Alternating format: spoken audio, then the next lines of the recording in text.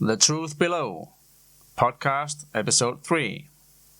Welcome once again to my podcast series that seeks to raise funds. The money will solely be used on hitting the benchmark of 6,500 euros that will suffice for translating the trilogy from Danish to English.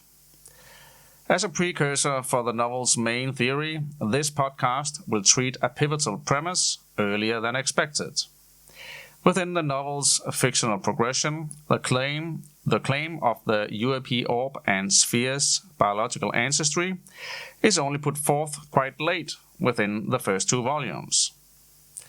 Nevertheless, as this podcast also supports the most debate-trending topics, I did find it relevant to shed light on this biological approach already now.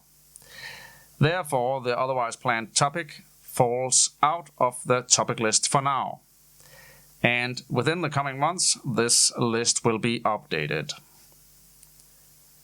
The organic part of my theory, the UAPs' metabolism. I do not believe that the flying objects are vehicles or crafts. Instead, the claim revolves around the orbs as having a need for a food-like energy in order to fly and live at large.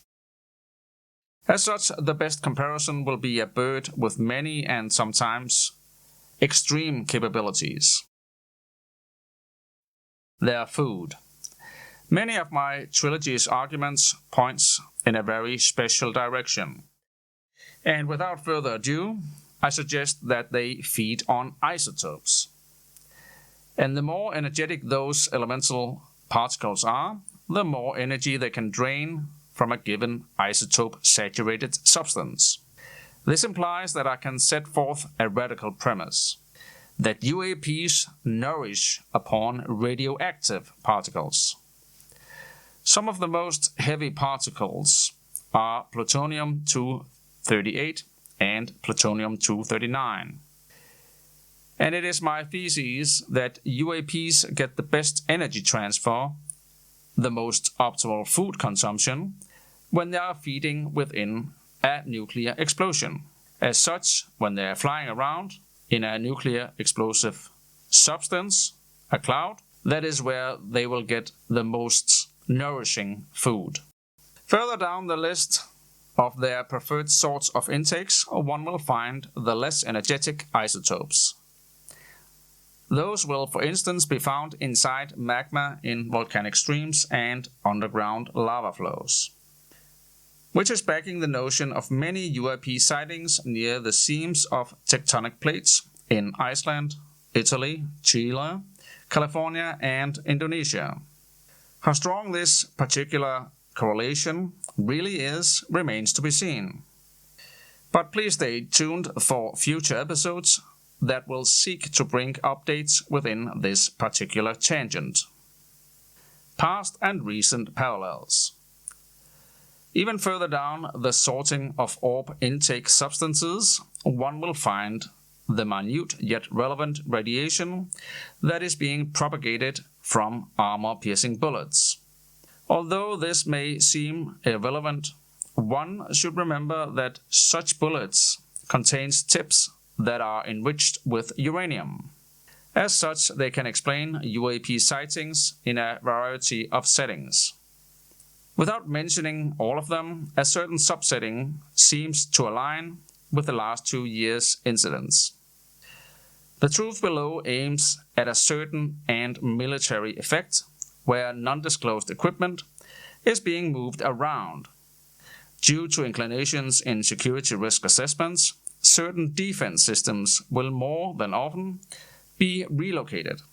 As such, these incidents would align with a build-up of tensions on the world political stage. When the New Jersey UAP sightings started to emerge, it was happening after the US presidential election.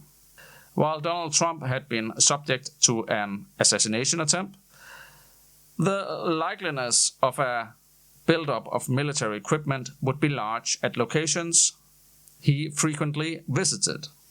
and one of those locations would be Bedminster Golf Club in New Jersey.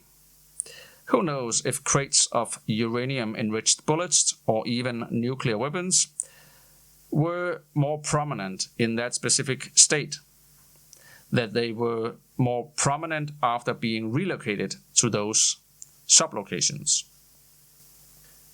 Shortly thereafter, the same weird drones were reported near Køge.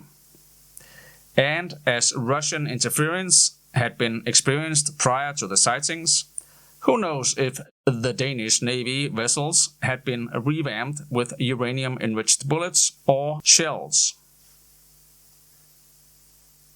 As the Danish government were preparing for the recent EU summit, the country's army must have been preparing thoroughly. It is therefore not unlikely that specific and rather extensive defense measures were taken. In advance, many military systems with armor-piercing capabilities could have been installed near the national airports and military bases, and without anyone knowing. All in all, the correlation between uranium isotopes within military projectiles and UAPs might have been strong in the incidents above. The Kvarnefjell UAP observation. The sightings location is also to be found beneath the Commonwealth of the Danish Kingdom. On an expedition to the southern part of Greenland, Martin Kleist and his acquaintances were filming on a starry night at a mountain range on the huge and northernly placed island. Much to their surprise, they experienced a giant orb rise up behind a peak. What is interesting for this episode's theme is the location. This location has been subject to great scrutiny in regards to exploitation of natural resources, and, more precisely, excavation of uranium.